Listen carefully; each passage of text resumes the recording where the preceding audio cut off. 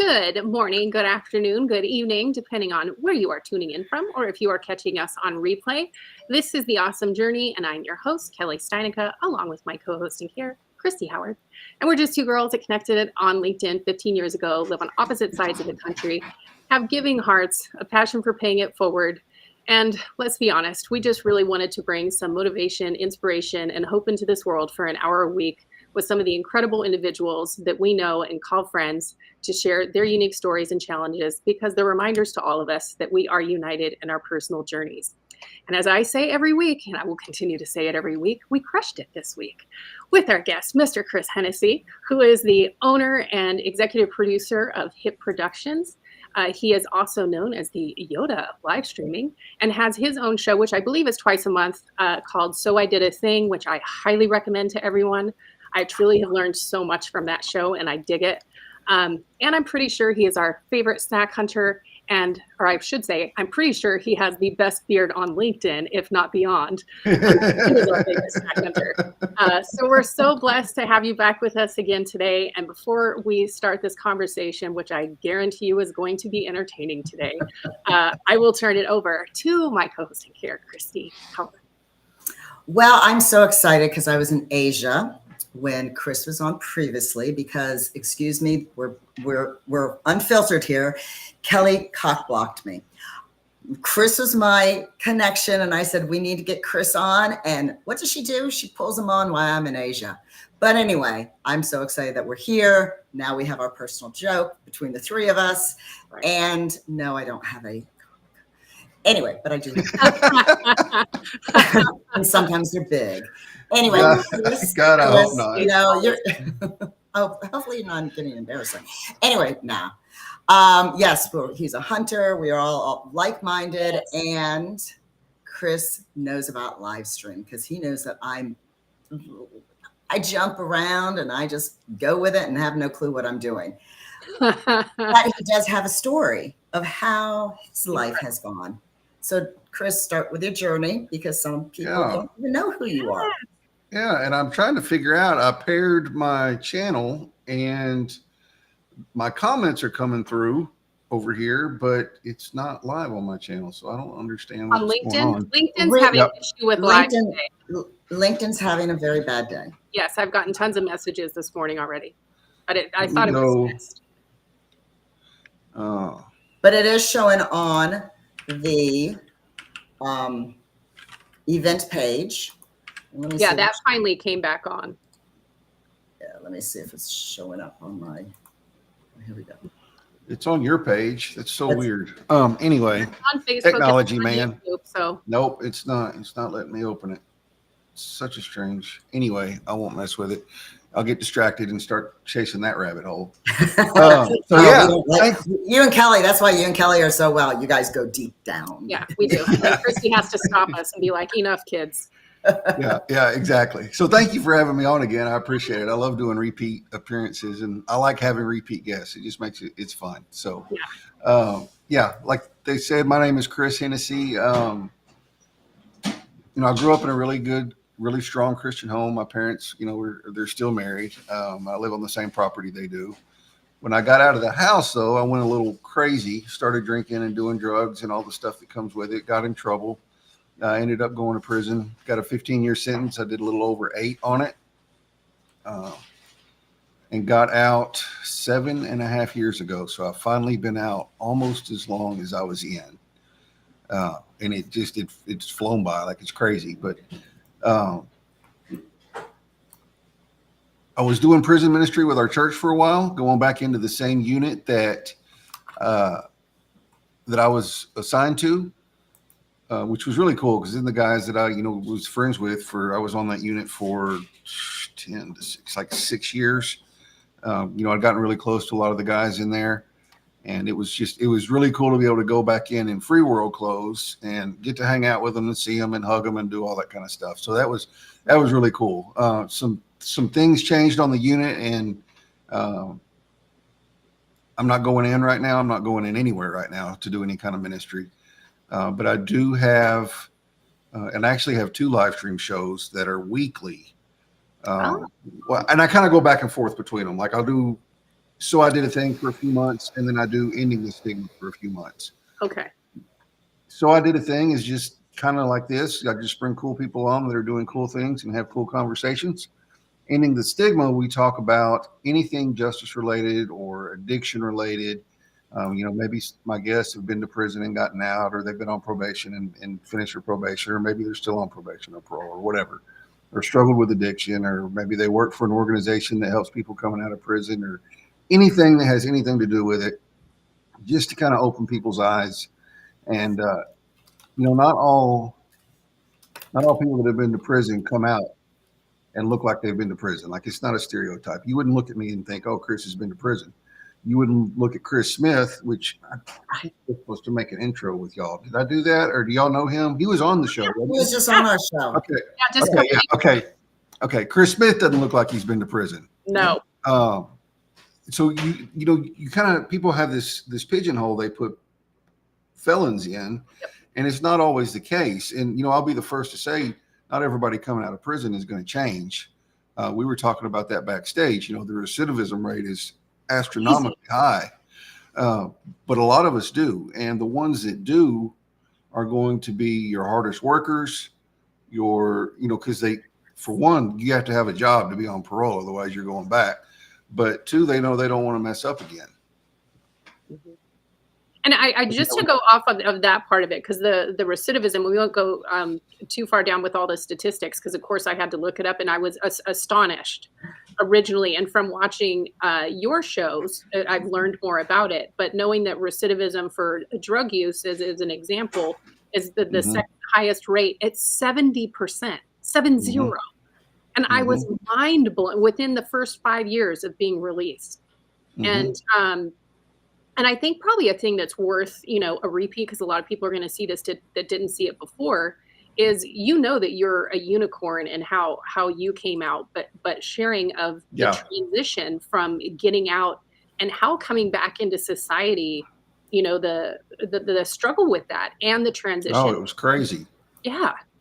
It was absolutely nuts. You spend 8 years, a little over 8 years, you're living in a concrete room with steel walls for your cubicle, and you're 56 men in there. You're showering with 150 guys at a time, and eating shit food and all that kind of stuff. And just the environment, like, it's not a great environment. It's not conducive to rehabilitation at all. You have to really want it and to actively go after it and choose to go to classes and trade schools or college or whatever. But just the environment, you're told when to eat, when to shower, when to go to bed, when to get up, all that kind of stuff. And just getting out, like, I remember, I tell this story all the time. I got out, a whole group of people met me. Like, I was in the second group to be released that day, and I didn't even realize I had already made it out the gate, because you go out through visitation, through outside visitation, and I didn't realize the gate that I was going out was actually the gate to outside. I thought it was the gate, just an inner gate.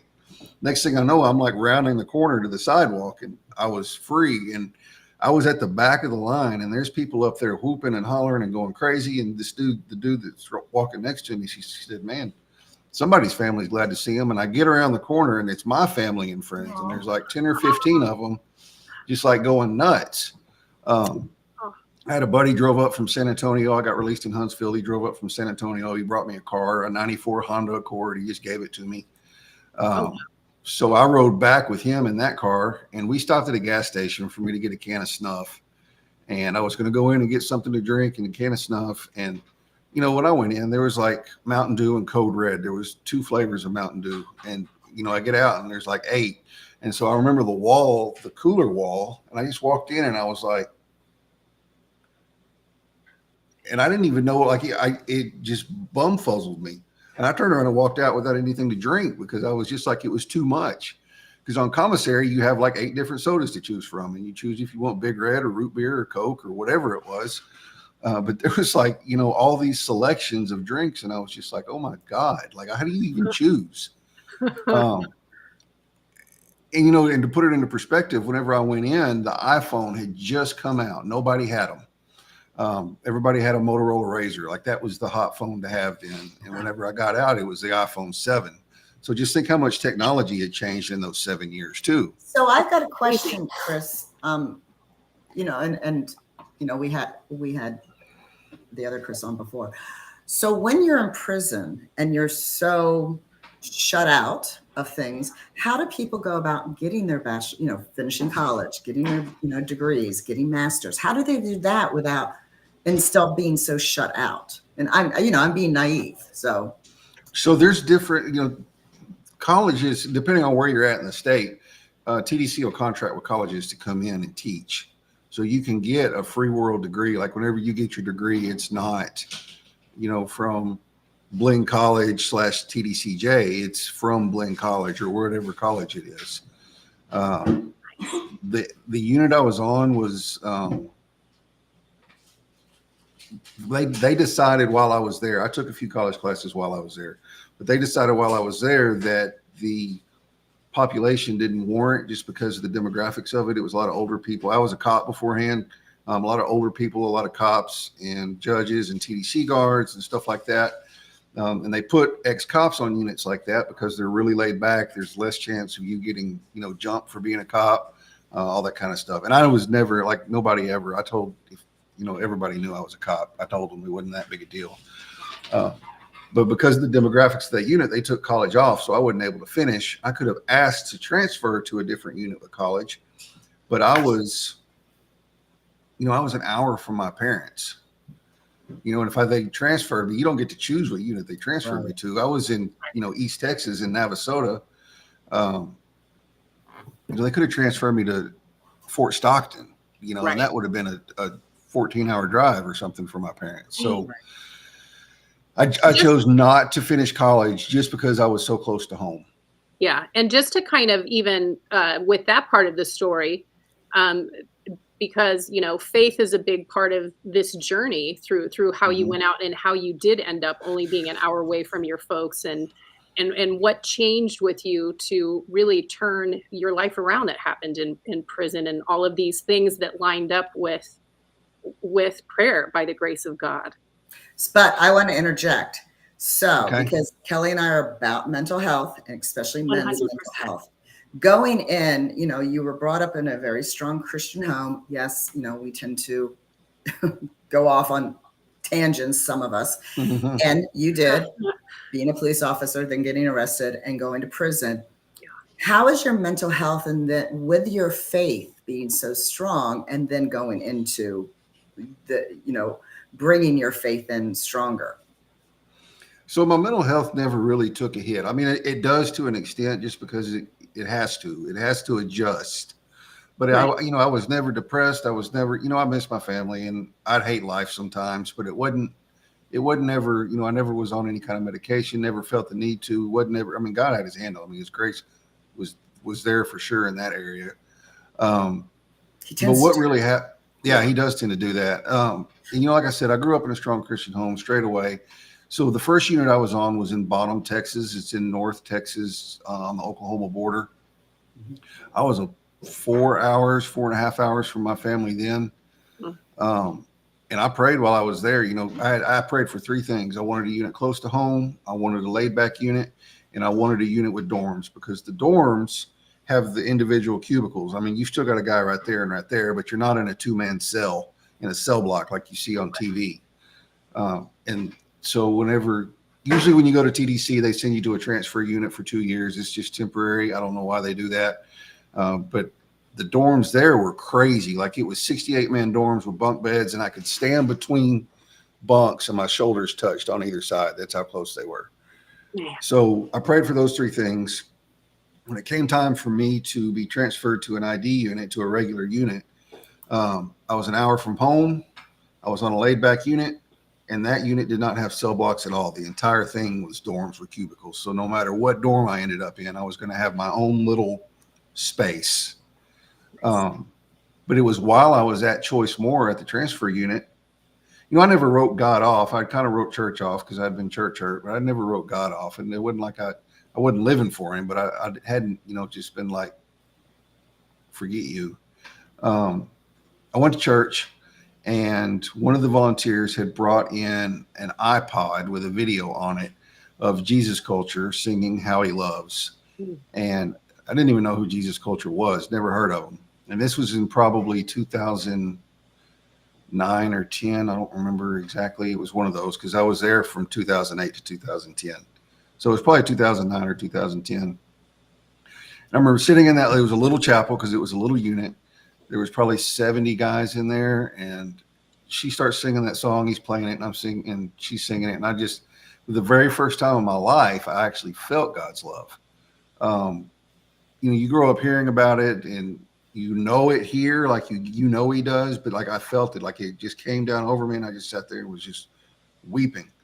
And that was kind of the turning point for me. I still had some crazy ways. I still think, well, I can still get out and do drugs on the weekends. I can do this now, I started out doing drugs on the weekends, and that's how it progressed into a full-blown addiction. But just goes to show you, and you know what? It took the 8 years for God to get done what he needed to get done in my life. So I leave that unit. I go to the PAC unit, get there in 2010. In 2012, or in 2011, TDC made it mandatory that every unit had to have a faith-based dorm. They were open to all faiths.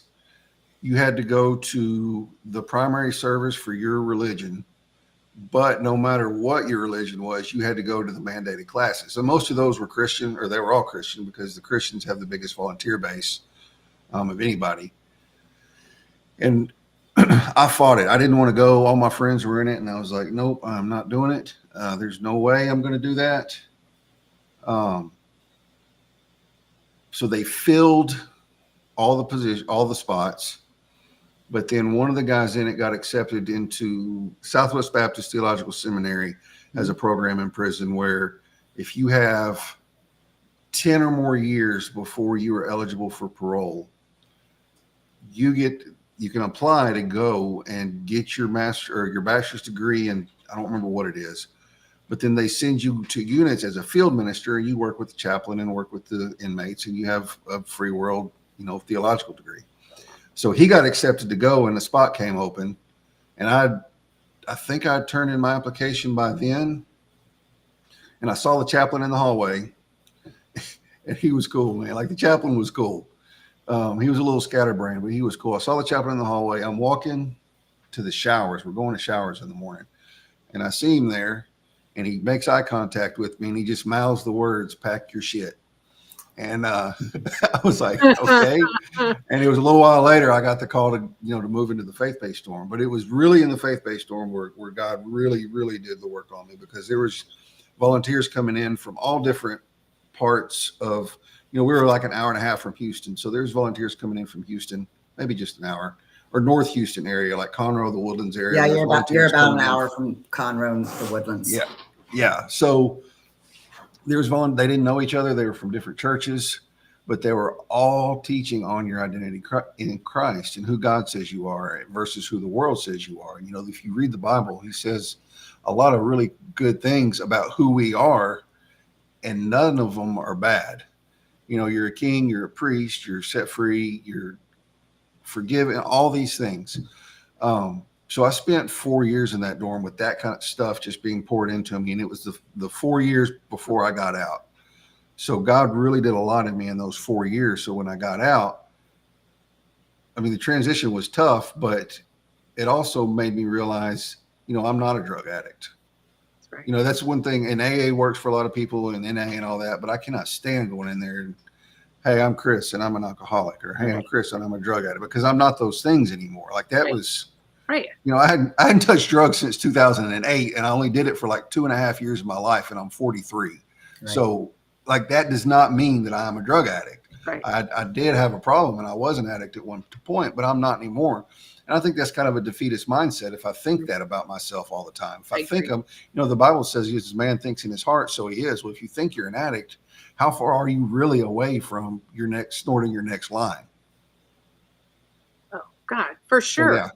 And I think, there's so many different layers to your story for so many different reasons. And the beauty of you finding your faith and how that really brought you together, and all these prayers were answered while you were in prison, which I don't think people take into consideration. But one of the things that you touched on, and I think one of the things that touches on me continuously when I listen to your shows with your guests, is so many people have such a preconceived idea of like, well, now you're free and you have the opportunity to do all of these things that the rest of us can't.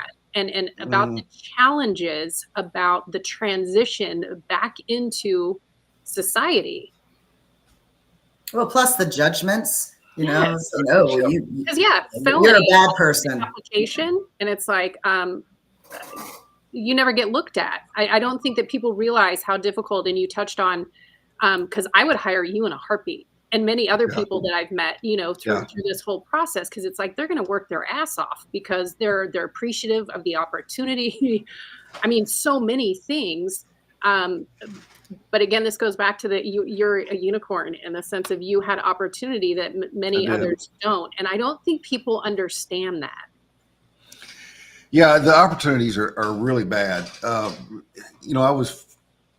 My first job was at a major auto parts retailer. A buddy of mine that I grew up with was the DM, and he got me the job there. And like 2 weeks in, I applied to be a key holder so I could lock up at night and maybe get $1 extra an hour. I was like making $10 an hour or something. Like, it wasn't anything. Well, HR ran my record and saw it, and they were like, hell no, fire him right now. So I went into work the next day and got fired. And it ended up being a good thing, because at this point I didn't go to work I got out in May. I didn't go to work there till like September-ish. I was on an ankle monitor for a couple months, and I just kind of hung around the house, helped my granddad around around the land, rode the 4-wheelers, did all kinds of fun stuff, and went to work. And I didn't even get my driver's license till September, I don't think. Like, that's how easily I eased into, re-entering society. He fired me, and in the, like a week or two later, it wasn't very long. A friend of ours that I've known since I was like 14, his mom called my mom, and she was like, oh my God, I just saw on Facebook a picture of Chris. Is he out? I guess one of my family members had posted something. And Mom said, yes. So, well, if he needs a job, tell him to call Dannon. He's part owner of a company. So I called Dan, and she gave me Dannon's number. I called him, and this was in like October of 2016. So I've been here 7 years now. I called Dan, and he said, yeah, man, come up here and talk to me. So I came up here and talked to him. He hired me on the spot. Started like a week later, because I had a job I was working on with my now ex-wife's dad. Worked in the warehouse, like it's an electronics recycling company.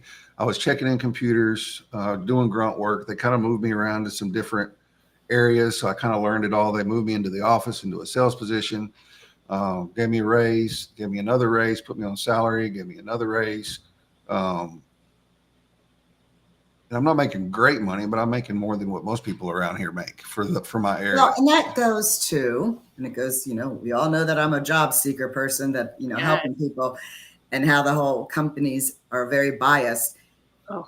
Just because of somebody's past, you did your time, you learned.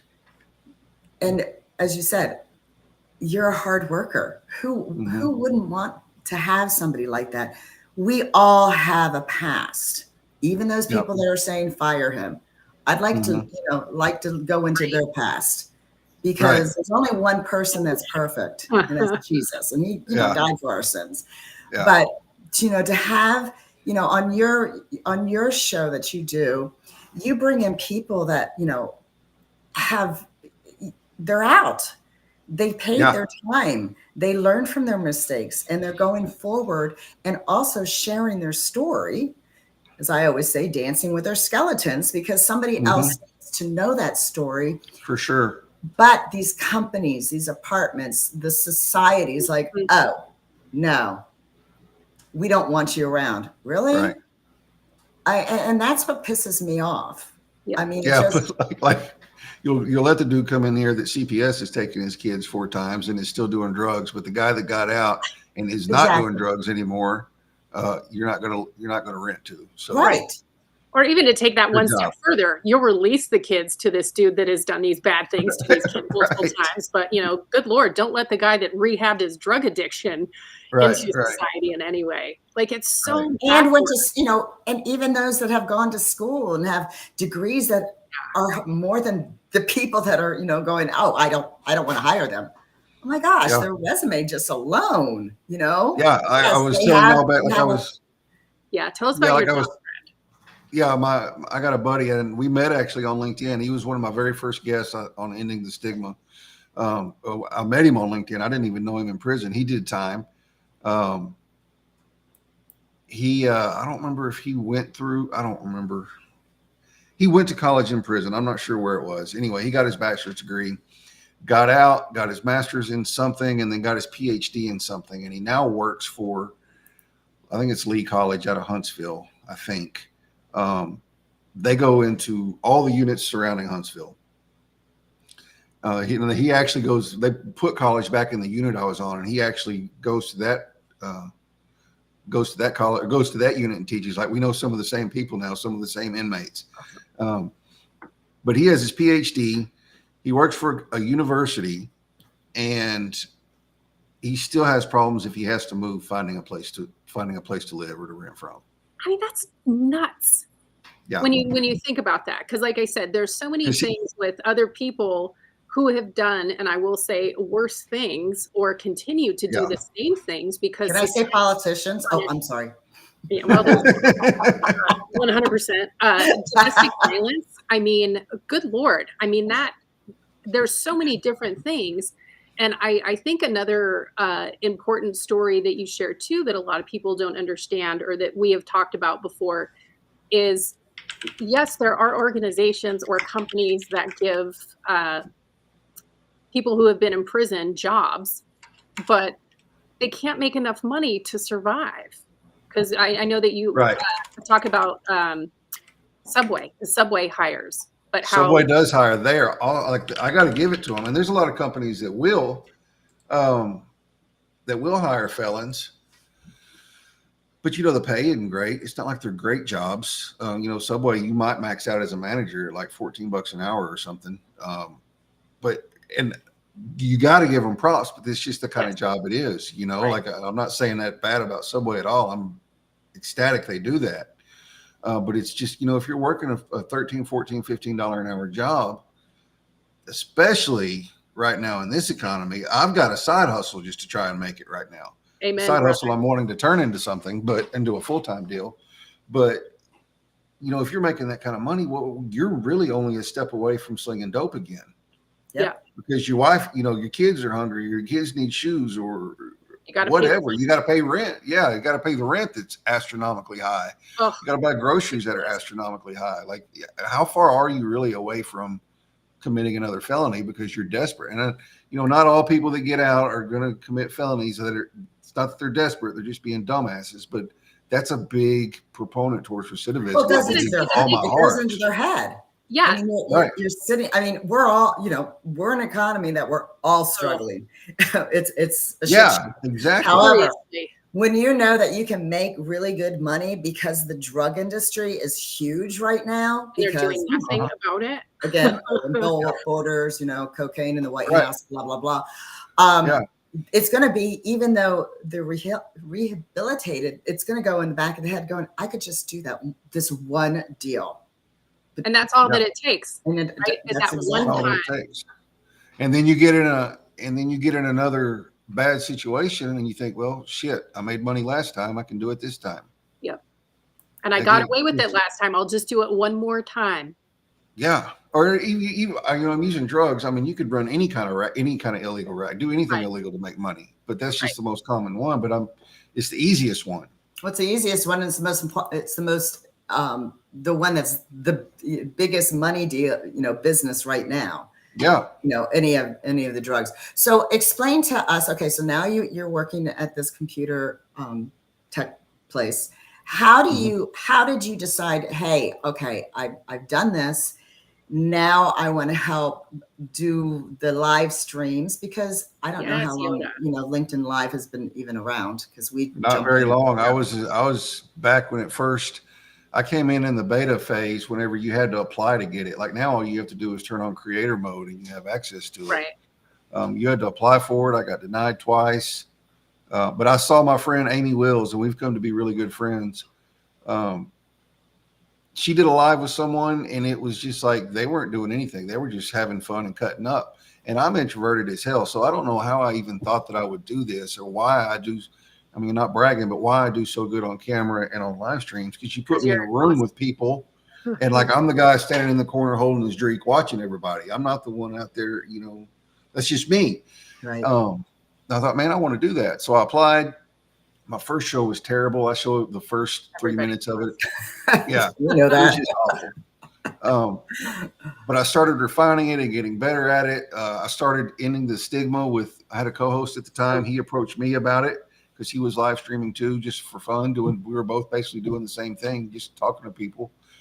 And he said, why don't we use our stories and just try and, you know, make a live show about it? So we did. More and more people started live streaming. More and more people started getting into it. And I started trying to come up with a way, like, you know, at the time, it's a little better now, but at the time I was a little disgruntled with where I work. Not saying anything bad about them. They're great here. It was just some things going on.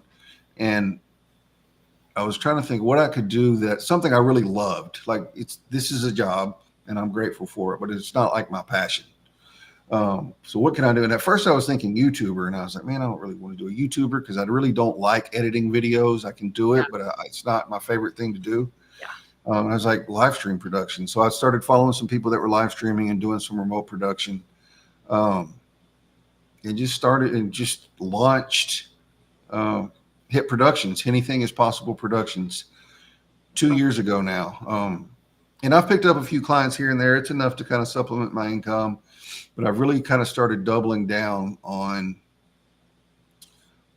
I'm working with a business coach, and he's kind of brought some clarity to it. Like, tell a story and then where you want to see yourself and see your clients. Mm-hmm. And then you take those steps to make it happen. So, I mean, that's kind of how I got into it. I was doing some live stream training, and I still do it for people if they ask me. I just don't like advertise it just because. Though you just did.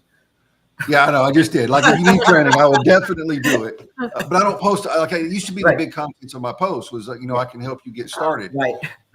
But you know, with that, you have to chase. So, because it's 4 weeks, man. I can get you go, or 4 sessions. We can do 4 sessions in 4 days. I can have you going in a week.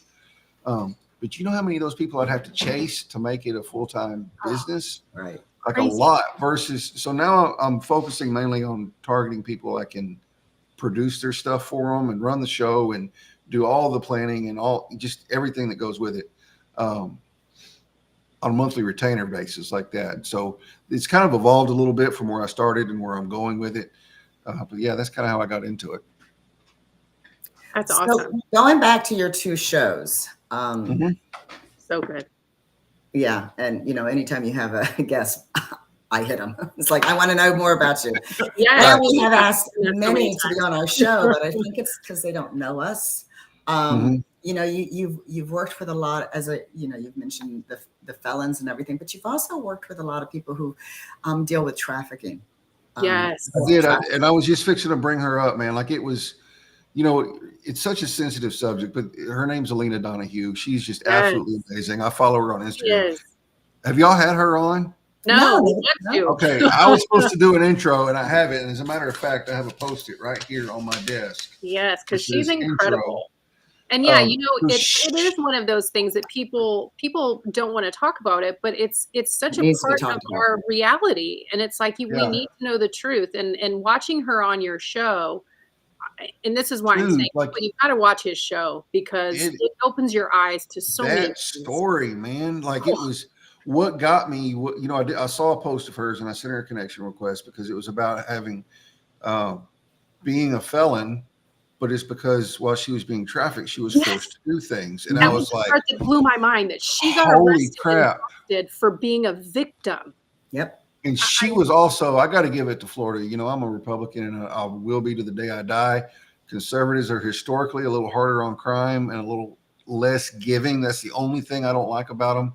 I agree on being harder on crime. It's the coming out of it and afterwards that I have a problem with. Yeah. Anyway, I could do 4 shows on that. But I got to give it to Florida, being a mainly Republican state. they have a clause now where you can get your stuff expunged if you were proved you were being human trafficked. And she was the very first person in the state of Florida that got all of her See, I got felonies chills again. wiped So did off I. her record because she proved she had to go through a process, but she did it. But I was just like, look, you don't know me. I have a show. This is what it's about. I think it would be really cool if you're up for it to have a conversation about having you come on and look at it. What is it like? Like, you were a felon, and until you got that stuff expunged, you had it on your record, and it wasn't even your fault. Right. Plus, she had to go through. I mean, the memories of being trafficked. Right. Plus, exactly, she had to go through all the memories of being trafficked, and you know, she was trafficked for like 9 months or a year. It wasn't very long. Any amount of time doesn't matter. is long enough. But she picked up those felonies. She couldn't get a job. She had to check the box. She had to do all the things, knowing that somebody forced her to do that shit. But I mean, the other part of that too was she didn't really realize that she was in that space for a while. So she kind of thought she was taking one for the team. Right. Because I mean, they emotionally, that's the way they work, and they brainwash. I mean, it's so manipulative and horrible. So she thought, like, I'm doing a good thing. I'm taking one for everyone, and not realizing, and that was the part that honestly, it blew my mind for so many different reasons, and because of the system of being, I'm like, why are the perpetrators in so many of these kind of cases seem more protected? And that's how it felt with her. I mean, it broke my heart, and I'm pretty sure I cried during that show, and definitely had so many goosebumps because I was like, when she said she was expunged, I was like, man, that's amazing. I'll do the intro whenever we get done here. I said that after our last Zoom call and then forgot all about it. But yeah, and she, just like her personality is just like you would never guess. It's another one of those things. You expect somebody that's been trafficked just to be this meek, beat down kind of, and I'm sure she was, you know, after I don't know. I didn't know her then, but she is so upbeat and so bubbly, and she works with police departments now to help them recognize it and to train them. And she does keynote speaking. She's very open about it. She has a husband, her husband, and it's crazy. It just goes to show you how God works. Like, amen. It wouldn't bother me, but a lot of guys, it would bother to marry somebody that had been trafficked, Yeah, that's true. But her husband loves her. Like, she posts stuff on Instagram all the time. They're together and doing family stuff with the kids. And it's awesome. And how could you not love her? And I'm with you because I fell in love with her. She is such a bright light. And it's like, it's the beauty of the human resilience because they didn't break her. But here's a comment, and I don't, and people know that I only bring in comments, I pull them in. But this is something that Kelly and I, not only about mental health, men's mental health, breaking that stigma, but about the trafficking. I mean, I saw and again, we've all agreed that we're all Republicans, Maria Bartonelli, was their name, off of Fox. She made a comment the other day that she goes down to the border all the time, and she had never shared the story. And she said that she saw a man and a young girl, and the border agent was talking to them, and all of a sudden she saw the young girl just lift up her shirt, and she said, why? And she said, that's the only way they know how. That's their commodity. They don't know anything different. And the problem is, I mean, people are getting groomed. I lived in Spring, Texas. I mean, up and down that road. I mean, the whole trafficking, that needs to blow up just as well as the fentanyl. But we have the politicians, and we have the bullshit with felons coming out when they have said, okay, I screwed up. I learned I'm going to be, I'm a better person with skills that you all would never be able to do. It's the school of hard knocks, because people think this is only in the movies. It's not. It's real fucking life. Yeah. And that's why we bring on the guests that we do. They're badass men. We have had some badass women, and I would love her on there, because their journey goes through shit and everything else, but then it comes out where it's like, hey, I went through this. Right. And God was with me, and I've learned my own way. And so is Kelly, with my rapes and Kelly's abuse, domestic abuse. sometimes he needs us to go through it so our story can be told to other people. Yeah. And wake people up to understand that they're not alone and that they can share their story. Yep. And now I got off my soapbox. So. Beautiful. But yeah, I mean, that's the part of your shows, Chris, to me, and I mean that so wholeheartedly and genuinely. I've learned so much by watching, and I've always been open-minded to people's stories. And like you're saying, you know, you're not a drug addict because you were a drug user for 2.5 years. You don't have to say, my name is Chris Hennessy, and I'm a drug user. Exactly. That we're not defined by those situations. And the amount of people that Christy and I will say this, have been amazingly blessed to talk to, have been so not just influential in our lives, but they've also made us better human beings, because it gives us more compassion, empathy, to be like, you know what, we all go through shit. And it doesn't define who we are. It's how we come out on the other side. And when we first started doing this show, our intent wasn't, you know, the T and the on the awesome journey is in the shape of a cross. And I both have a very strong faith. But every single story that we've had on, and it wasn't planned to be that way. There's always some shit that has to do with faith, regardless if it's through prison or what have you. Right. And the same with your show. I just can't say enough. And for everyone that's watching, I will be sure that we share all the links, not just to Chris's profile, but also to his shows, which thank you also for correcting me. Yeah. Because I knew there was a period of time you weren't doing them both and you were just doing the one. Yeah, I was doing both at first.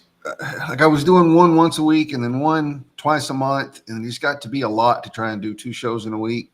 Even though it was only twice a month. So I just started kind of doing them kind of quarterly, swapping out between them. Yep. Love it. And I know that we're coming up on our time here, Chris, and man, we can't thank you enough for coming back with us. Like I'm just excited that I'm not in Asia. I'm here in Florida. Right. But I'm still going to wear, you know, the cockblocker title. Wear it proudly, babe. Wear it. And we absolutely love you. We're so grateful to have you with us again, and grateful to call you friend, man. But what can you, and in final message of what you want to say, and what we'll come to Texas and go hunting with you. Yes, come on. I totally want to do that. I want to learn to bow hunt though. Oh, that was yeah. I got my guns. Yeah. After only being able to bow hunt, I can promise you it gets frustrating. Like I wish I could have a gun. Sure. That's a whole other story. Yeah, really. You might piss somebody off, but whatever. Yeah, I know. Oh, it's okay. Whatever. Okay. Anything last? How can we help you, Chris? Anything? Oh man, I don't even know. I mean, if you need help with live streaming, if you want to talk about live streaming, let me know. I'm more than happy to have a conversation with you about it. No pressure at all. If you have questions about it, even if it's just, hey, Chris, like send me a DM. What the I have hell a question about this. Right. Yeah. And why do I need this in my strategy? Yeah. Why do you need this in your strategy? Like I'm more than happy to get on a call with you and talk about all the cool things you can do with it. And the time it frees up, it takes a little bit of time to prep and do the show, but then the time it frees up, having to worry about what you're going to be posting for content later too, and all the things you can do with it. So chat yeah. Yeah, well, that needs to be a whole different class. And then lastly, Chris, I think you do need to just share with everyone, because Michael Allen from the Here Brotherhood, which we will share this with him, he can't compete anymore in the beard competition because he had to shave his off for work. What is your beard regimen? Because it is. Oh, wow. So I wash it with beard wash, dry it, comb it, put beard oil in it and comb it out. And then I let it totally dry. And then I have a hot brush and I just run it through it and straighten it. Yeah. Because my hair is naturally curly. Like when I had hair, it was naturally curly. So it just kind of wads up. So are ours. Yeah. So I do that. Did you ever braid it? Do you ever braid it? No, I never have. No. Okay. Oh. I never have. Our guests that we've had before, and we're going to bring him back, Jay Dobbins. Yes. You know, when he was undercover with the ATF, he used to have it all braided up, and Yeah. It's that bald, you guys in the bald and the beard, badass. Yeah. Yes. Well, I thank you. I know you've got to jump, Yes. Kelly. I do. To your spiel. Thank y'all for having me on. I appreciate it. Yes. Everyone, Yes. thank you so much for joining us today. Chris, we love you. We're huge fans. Yeah. We'll always be here for you and whatever we can Thank do you. for you. Everyone, do connect with him on his live streams. They're amazing. And I promise you, you will learn so much. And we will share all the links in the comments as well as in the post promo. So we look forward to seeing you next Tuesday at 1:11 p.m. Eastern time. We're all on this journey together, and together we do make it awesome. Have a great day, everyone.